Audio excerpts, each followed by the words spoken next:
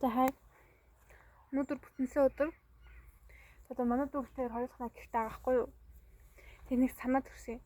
Нэг хайрчлуу таавуудаад хойжигдсны ингээд ямар ч юм уу ингээд ер нь нэлийн гурил ч юм уу нэг ямар зохиод идэг тийм челленж байдаг шүү дээ. Тэрийг би дүүтэйгээ туршиж үзэн. Гол нь миний зорилго юу гэхээр дандаа хойжоод бүр ууралт нь одоо за бэллаа би тоглохгүй гэж хэлтэлнэ өөрийн зохих төлөвлөгөөтэй. Тэгээд сая би ингээд тоолъё гэд ярьсан чинь жоохон гэдсэн. Тэгээд одоо орж яаж хийж байгаа яа энэ тэр юм хэлж байгаа тоглоулаад тэгээд харин яг яаж ялах уу гэж бодож байна. Тэгээд айжлуунаа дараал мараал гэсэн байдаг бол хаалтай. Тэгэхээр ямар шийсэн дандаа ялаад тэгээд харин би одоо өөрөө хожигчул яанаа л гэж бодоод энэ цаг ихтэй орж үзчихээ.